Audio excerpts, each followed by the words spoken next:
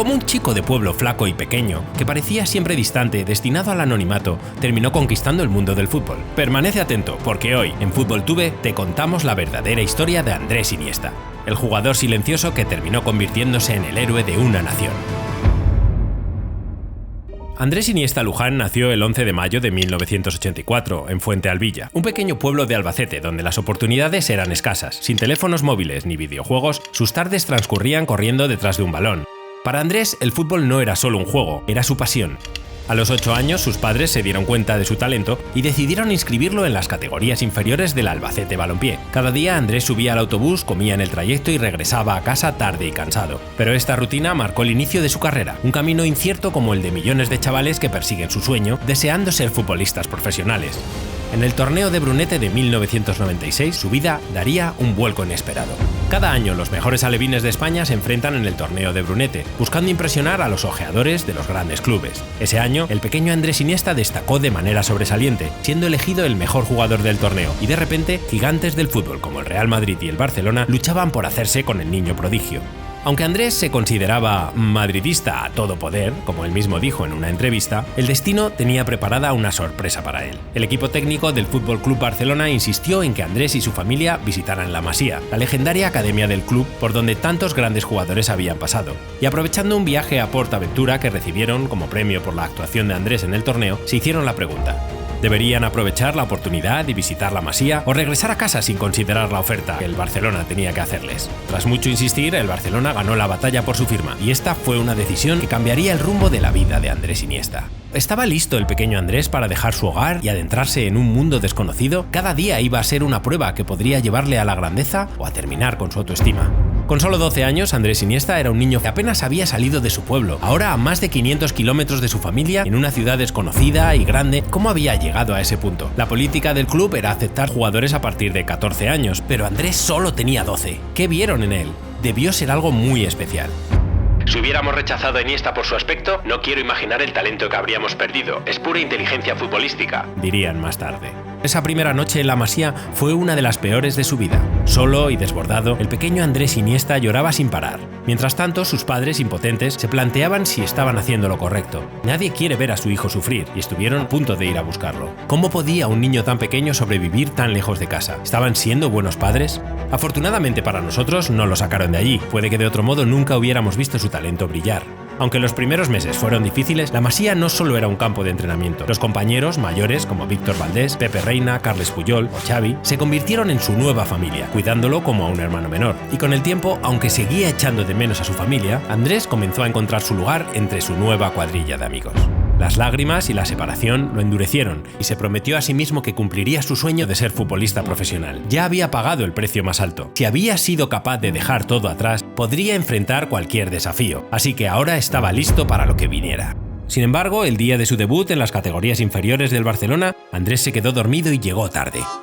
Los entrenadores y sus compañeros no lo podían creer. ¿Qué le había pasado? ¿No iba a jugar su primer partido? Y finalmente apareció. Para cualquier otro esto habría sido un mal augurio, pero no para Iniesta. Apenas tocó el balón y se encargó de corregir su error con una actuación memorable. Su equipo ganó 8-0 y él anotó 4 de los 8 goles. No solo se liberó de la presión, sino que dejó claro que estaba destinado a lograr grandes cosas. En julio de 1999, el Camp Nou fue el escenario de la final de la Nike Cup, donde el FC Barcelona se enfrentó a Rosario Central. Más de 15.000 aficionados llenaban las gradas y leyendas como Pep Guardiola, Luis Figo y Xavi Hernández observaban, sabiendo que estaban presenciando el futuro del fútbol. El partido comenzó con un duro golpe para el Barcelona, que se encontró con un 0-1 en los primeros minutos. Sin embargo, con el tiempo corriendo en su contra, los azulgranas lograron empatar, y en el tiempo añadido el pequeño Andrés se convirtió en el héroe del día. Con un derechazo increíble marcó el gol de oro y dio la victoria a su equipo. Era el gol más importante de su vida, al menos por ahora.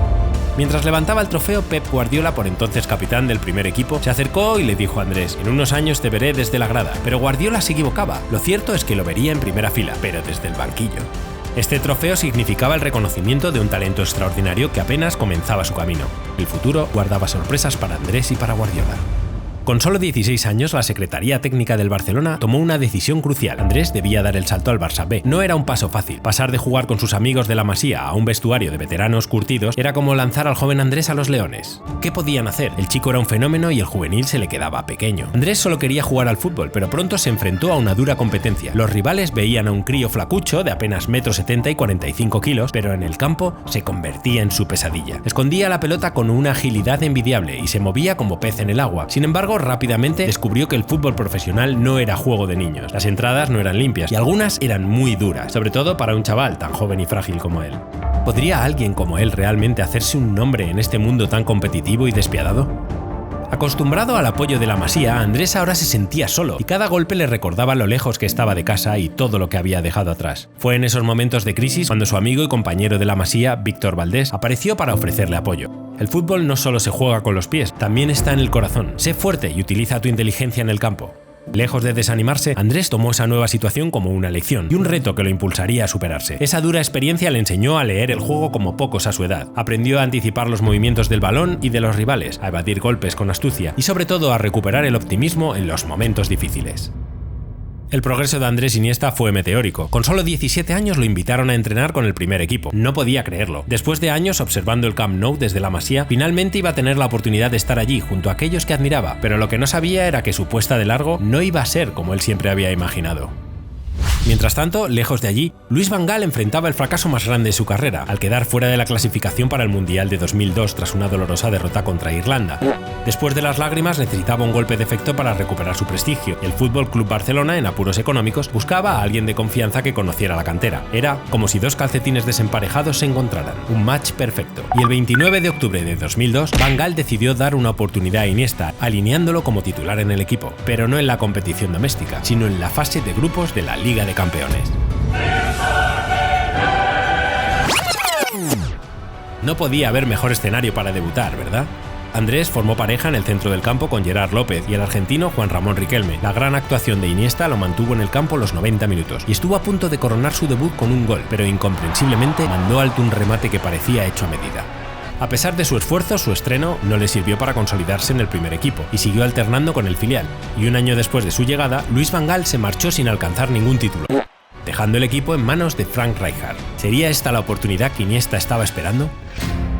Rijkaard implementó un enfoque más ofensivo y el fichaje de Ronaldinho revitalizó al equipo. Andrés se encontraba en el epicentro del fútbol mundial, pero su evolución no fue instantánea. Durante sus primeros años vivió a la sombra de titanes como Ronaldinho, Deco y Xavi Hernández. Sin embargo, el niño de Fuentealbilla estaba decidido a brillar con luz propia. Y con Rijkaard al mando, Iniesta comenzó a ganar protagonismo. Su versatilidad y su técnica impresionaron al entrenador, y en la temporada 2004-2005 Iniesta se consolidó en la plantilla, contribuyendo a la victoria en la Liga. Al mismo tiempo, un joven Leo Messi se unía al club, mientras Xavi se convertía en su compañero inseparable. Nadie lo sabía aún, pero estos tres jugadores estaban a punto de cambiar el fútbol y forjar la leyenda del mejor Barça de la historia. La temporada 2005-2006 fue crucial para Andrés. En la fase de grupos de la Champions participó en 5 de los 6 partidos. La prensa aclamaba su madurez, describiendo a Andrés Iniesta como alguien que bailaba con el balón. El Barça estaba cerca de conquistar la segunda Champions League de su historia, pero el choque más duro estaba aún por llegar. En octavos de final se enfrentaron al Chelsea de Mourinho, por aquel entonces uno de los equipos más temibles de Europa, con estrellas como Frank Lampard o Didier Drogba, que acababan de ganar la Premier, estableciendo un récord histórico de más de 90 puntos en el torneo, con 29 victorias y tan solo 5 derrotas y 15 goles encajados en toda la competición. Esto los colocaba como uno de los equipos favoritos para ganar la Champions ese año. Sin embargo, el Barcelona logró un valioso 1-2 en Stamford Bridge y se clasificó tras un convincente 2-0 en el partido de vuelta. En las semifinales contra el Milan, Iniesta volvió a ser importante. Sus entradas desde el banquillo fueron decisivas para controlar el juego, escondiendo la pelota al rival como tantas veces había hecho antes, asegurando así el pase a la final. Llegar a la final de la Champions con su equipo fue un sueño cumplido para Andrés Iniesta, pero el día del partido, Rijkaard decidió dejarlo en el banquillo. ¿Qué estaba pasando? ¿Acaso había hecho algo mal? En el minuto 37 el Arsenal se adelantó con un gol de Campbell, dejando al Barcelona en una situación complicada. Y al comenzar el segundo tiempo, Iniesta entró en el campo para aportar su visión y su creatividad. Su actuación fue clave en la remontada, manteniendo la posesión y creando oportunidades. Al final, el Barcelona ganó 2-1 con goles de Eto'o y Belletti, conquistando al fin la segunda Champions League de su historia.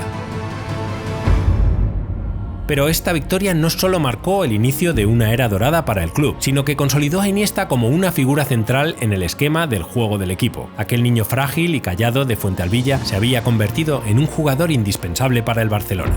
El verano de 2006 marca otro hito en la carrera de Iniesta. Tras años participando en las categorías inferiores de la selección nacional, Luis Aragonés le dio la oportunidad de debutar con la selección absoluta en un amistoso contra Rusia. ¿Puedes imaginarlo? Bajo la dirección de Luis Aragonés, España desplegó un juego basado en la posesión y el toque. Para Iniesta, este estilo era perfecto, parecía un traje hecho a medida. Su visión y capacidad para controlar el ritmo del juego lo convirtieron en una pieza clave en el mediocampo de la selección, junto a Xavi Hernández, su inseparable compañero del Barcelona. Lo que ocurrió después dejó a todo el país con la boca abierta. La Roja estaba a punto de romper una racha de 44 años sin títulos internacionales. La final de la Euro de 2008 contra Alemania, Fernando Torres marcó el gol decisivo, pero fue la conexión entre Iniesta, Xavi y Fábregas lo que gestó la jugada definitiva. ¿Y sabes qué? Iniesta fue incluido en el equipo ideal del torneo. Este reconocimiento consolidó su reputación como uno de los mejores jugadores de su generación. La gran pregunta era, ¿cómo manejaría Iniesta la presión de ser considerado uno de los mejores centrocampistas del mundo? La respuesta era sencilla, no le preocupaba en absoluto. Lo importante era celebrar su regreso a casa con un título después de casi medio siglo de espera. Tras la victoria de España en la Euro 2008, el Barcelona también experimentó un cambio sísmico. Pep Guardiola, aquel capitán que años atrás había entregado a Iniesta el trofeo de la Nike Premier Cup, asumía las riendas del primer equipo, y su llegada era como una bomba en el vestuario azulgrana. Se deshizo de Ronaldinho, la superestrella indiscutible del club. También envió fuera a Deco, y un año más tarde se cargaría a Samuel Eto'o.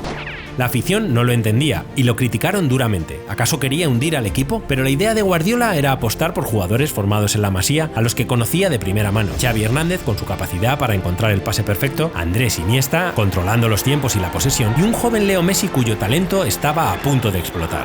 Lo cierto es que la jugada le salió redonda. Puedes imaginarlo, era una delicia verlos jugar cada fin de semana. En la temporada 2008-2009 el Barcelona ganó 6 títulos consecutivos en un logro inédito que se conoce como el sextete: Liga, Copa del Rey, Supercopa de España, Champions League, Supercopa de Europa y Mundial de Clubes en una sola temporada. Y en esta hazaña Iniesta jugó un papel crucial, disputando 51 partidos, anotando 4 goles y brindando 11 asistencias a sus compañeros. Aunque más allá de las estadísticas, la influencia de Andrés Iniesta en el juego del equipo fue fundamental para lograr este hito histórico. Uno de los momentos más icónicos de Iniesta llegó ese mismo año en las semifinales de la Champions League contra el Chelsea. El partido de vuelta en Stamford Bridge estaba a punto de terminar. El Barcelona necesitaba un gol desesperadamente para clasificar a la final. Todo parecía perdido, hasta que en el minuto 93 Iniesta recibió un pase de Messi y desde fuera del área lanzó un disparo que se colocó en el fondo de la portería de Peter Cech. Ese gol clasificó al Barça para la final y se convirtió en uno de los momentos más importantes de la historia del club. ¿Crees que este fue el gol más importante de la carrera de Andrés Iniesta? Espera, porque lo mejor está por llegar y te sorprenderá. Si estás disfrutando de este contenido, no olvides suscribirte ahora. Es gratis y nos ayuda a seguir trayéndote historias de fútbol como esta. Gracias por el apoyo. El Barcelona de Guardiola, con Iniesta, Xavi y Messi como piezas clave, no solo acumulaba títulos, sino que estaba revolucionando el fútbol con una forma de jugar que entusiasmaba a los aficionados de todo el mundo. Pero desde Madrid, la historia era diferente. El Real Madrid observaba con preocupación al Fútbol Club Barcelona, temiendo ser eclipsado por la hegemonía azulgrana. Los blancos no lograban ganar títulos importantes y la superioridad del Barcelona se volvía cada vez más evidente. Pero ¿cómo podían derrotar a un equipo que parecía jugar por puro placer y no solo por la victoria? Florentino Pérez, en su regreso a la presidencia del club merengue, decidió contraatacar con una estrategia a todo o nada que conocía bien: gastarse el dinero.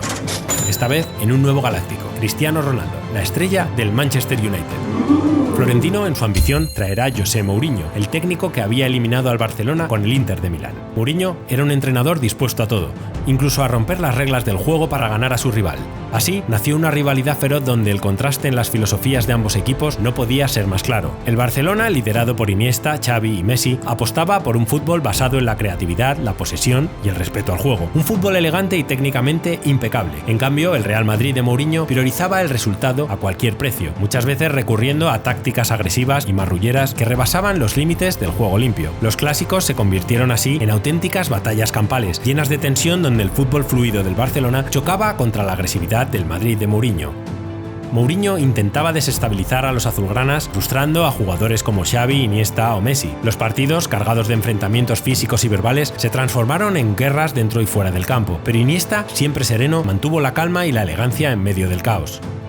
A pesar de todo, el Barcelona seguía ganando y lo hacía con contundencia. Partidos legendarios como el 5-0 en el Camp Nou o el 2-6 en el Bernabéu no solo fueron victorias, sino exhibiciones de un fútbol preciosista. Con cada victoria, el Barça consolidaba su estatus como el mejor equipo del momento. El trío formado por Xavi, Iniesta y Messi había llevado al club a una era de dominio absoluto. El Barcelona estaba en la cima del fútbol.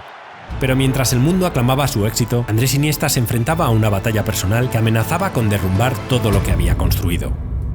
Poco antes del Mundial de Sudáfrica, Andrés Iniesta atravesó una profunda depresión que pocos conocen. La repentina muerte de su amigo Dani Jarque, jugador del Español, fue el golpe definitivo que lo sumió en la tristeza. Iniesta estaba peleando dos batallas, una contra los rivales en el campo y la otra, mucho más silenciosa, dentro de su cabeza. Aparentemente lo tenía todo, pero por dentro Andrés cargaba con una gran tristeza que lo llevó a un estado emocional extremadamente frágil. Quizás las cicatrices de su infancia en la Masía, lejos de su familia, nunca llegaron a sanar, y en el pico de su carrera, cuando parecía tenerlo todo, Andrés se encontraba en uno de los momentos más oscuros de su vida. En aquel momento habría cambiado todos los goles del mundo por un abrazo. Pero el reloj del fútbol no se detiene y el destino le tenía preparado un nuevo desafío. La convocatoria de Iniesta para el Mundial de Sudáfrica no solo representaba una prueba deportiva, sino también el partido más duro, esta vez para recuperar su fortaleza mental y emocional. Con ayuda profesional y el apoyo incondicional de su familia, Iniesta decidió que no se rendiría. Sin embargo, al llegar a la concentración, no solo tenía que vencer sus propios demonios internos, sino que en el vestuario de la selección se respiraba el aire cargado de la rivalidad entre los jugadores del Barcelona y del Real Madrid. La creciente tensión que había alcanzado niveles inimaginables en la Liga ahora se había trasladado a la concentración de la selección española. ¿Cómo podía un equipo tan dividido unirse a tiempo para competir en el mayor escenario del fútbol mundial? La solución llegó de manera inesperada. Lejos de las cámaras y la presión mediática, los jugadores organizaron una cena privada. Allí hablaron abiertamente de sus problemas y poco a poco comenzaron a sanar las heridas. En ese proceso, Iniesta fue clave con su carácter tranquilo y conciliador. Su capacidad para mantenerse al margen de las polémicas y su respeto por todos los compañeros, sin importar el club en el que jugaran, lo convirtieron en un puente entre los dos bandos. Con la tensión más relajada, el Mundial estaba a punto de comenzar. Y España partía como una de las grandes favoritas, aunque algo terrible estaba a punto de suceder en el estreno. La Roja comenzó su andadura en el Mundial con un fatídico partido contra Suiza. Iniesta fue titular, pero una lesión muscular lo obligó a salir en el minuto 77. Para colmo, España perdió 0-1 a pesar de dominar con un 63% de la posesión y practicar 24 tiros a puerta frente a los 8 de Suiza. Pero el fútbol no siempre es justo, y Suiza aprovechó un fallo de la defensa para marcar el tanto de la victoria. El equipo y los aficionados españoles no lo podían creer. ¿Había sido la Eurocopa de 2008 solamente un espejismo? Por suerte, la derrota despertó al equipo. Ganaron a Honduras e Iniesta se recuperó a tiempo para el tercer partido de la fase de grupos contra Chile, donde no solo jugó los 90 minutos, sino que también marcó un gol crucial que aseguró el pase de España con un 2-1. Octavos de final fue el primer desafío grande, un encuentro tenso y cerrado contra Portugal, donde Iniesta una vez más fue esencial, manteniendo la posesión y controlando el ritmo del partido. Tras varios intentos frustrados por ambos equipos, David Villa rompió el empate con un gol decisivo y España avanzaba así a los cuartos de final. La tensión se multiplicó en cuartos. España estaba a las puertas de la gloria, pero Paraguay resultó ser un rival rocoso. El partido estuvo marcado por la frustración hasta el minuto 83, cuando Iniesta desarticuló la defensa con un pase perfecto a Pedro. El disparo de Pedro golpeó el poste, dejando a todos sin aliento, pero una vez más David Villa, con su instinto goleador, atrapó el rebote y aseguró el pase a semifinales. Un verdadero desafío. Alemania, un gigante del fútbol con un historial impresionante, esperaba en semifinales. Iniesta, como siempre, salió en el once inicial y comenzó la batalla. Ambos equipos sabían que estaban a solo un paso de la gloria, y fue el balón parado el que determinó el encuentro. En el minuto 73, Carles Puyol se elevó como un avión en el área y con un cabezazo feroz tras un córner que había puesto Xavi, dio la ventaja a España. Iniesta no marcó en este partido, pero su trabajo en la sombra fue fundamental una vez más para mantener el control del juego. España estaba en la final. Había llegado el momento más glorioso en la carrera de cualquier futbolista, jugar la final de un mundial. Pero este no iba a ser un partido fácil. Desde el primer minuto, Iniesta y sus compañeros se encontraron en un campo de batalla. Los holandeses se sabían inferiores futbolísticamente y recurrieron a un juego muy violento tratando de intimidar y de interrumpir el ritmo de España. De Jong le dio una brutal patada en el pecho a Xabi Alonso que debería haber sido roja directa, pero incomprensiblemente se quedó en amarilla. En el minuto 60, España estuvo a punto de ver cómo se desvanecía el sueño de la Copa, cuando Robben se quedó cara a cara con Casillas. parecía el final. Pero entonces Casillas salvó con el pie. España respiraba, pero la tensión seguía en el aire. Andrés Iniesta siempre mantuvo la compostura, buscando espacios, tratando de romper la sólida defensa holandesa, pero nada parecía funcionar. El tiempo corría y el partido, ya en la prórroga, se acercaba a la tanda de penaltis, justo el escenario que Holanda quería. Durante todo el partido los holandeses habían estado tratando de sacar a España de su zona de confort y llevar el partido al caos y al azar, alejando a la roja de su fútbol fluido y elegante, y ahora estaban a punto de conseguirlo. Pero entonces, en el minuto 116, sucedió el milagro. Iniesta recibió un pase de Fábregas en el área. Le cae a Fábregas. Vamos, Fábregas para Iniesta. ¡Iniesta! ¡Chuta Iniesta! Acababa de hacer historia. Andrés Iniesta, en un gesto emotivo, se quitó la camiseta en la celebración para mostrar un mensaje de honor a su amigo fallecido Dani Jarque. Incluso en el momento más grande de su carrera, Iniesta no olvidaba los valores humanos que lo definían. Había superado cada obstáculo, cada reto, desde que dejó Fuentalbilla a los 12 años. La soledad de la Masía, las dudas, las lesiones, los golpes emocionales. Andrés Iniesta, ese niño tímido y reservado, había conquistado el mundo y se había convertido para todos los españoles en Don Andrés. Ese gol de Iniesta no solo coronó a España como campeona del mundo, sino que consolidó a Andrés Iniesta como uno de los jugadores más grandes de su generación. Había aparecido en todos los momentos más decisivos, siempre cuando se le necesitaba, y ahora, tal vez por eso, se había convertido en el héroe de una nación. No se puede mejorar.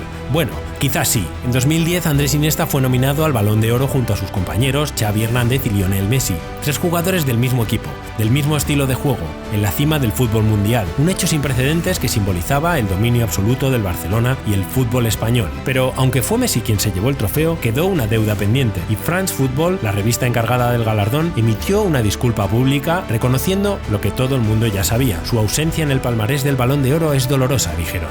La publicación reconoció que Iniesta no era solo un jugador, sino el jugador, cuya generosidad y altruismo le privaron de los números para haber logrado el premio. Pero, ¿una disculpa? ¿No podían haber hecho bien las cosas desde el principio? A pesar de no haber ganado el Balón de Oro, Iniesta siguió acumulando logros. En 2011 consiguió su tercera Champions League, deslumbrando en Wembley contra el Manchester United. Luego, revalidó con España el título de la Eurocopa en 2012 y en 2015 levantó su cuarta Champions League tras vencer a la Juventus, donde volvió a brillar asistiendo en el primer gol. Un total de 9 ligas prácticamente consecutivas, 7 Supercopas de España, 6 Copas del Rey, 4 Champions League, 3 Supercopas de Europa, 3 Mundiales de Clubes, 2 Eurocopas y una Copa del Mundo. Además de estos títulos hay que destacar algunos logros individuales, como el de haber sido nombrado el mejor jugador de Europa. Andrés Iniesta es el único futbolista en toda la historia que ha sido elegido el hombre del partido en las 3 finales más importantes: la final de la Eurocopa, la final de la Champions League y la final de un Mundial. Es además uno de los 3 únicos jugadores del FC Barcelona que ha sido ovacionado en el Bernabéu por los aficionados de su máximo rival, junto a Maradona y Ronaldinho. Pero más allá de los trofeos, lo que realmente define a Andrés Iniesta es su visión de juego, su generosidad y su capacidad para cambiar el curso de los partidos en los momentos clave. Cada vez que pisaba el campo, no jugaba solo para él, jugaba para el equipo y hacía mejores a todos los que estaban a su alrededor. Su carrera puede haber terminado, pero su legado será eterno. Iniesta no fue solo un gran jugador, fue un artista del fútbol, y su impacto será recordado por generaciones. Gracias, Iniesta, por todo lo que nos diste. Si te ha emocionado recordar la magia de Iniesta, dale un like y suscríbete. No olvides dejar en los comentarios qué temas o historias te gustaría ver en nuestros próximos vídeos. Tu opinión es importante para nosotros.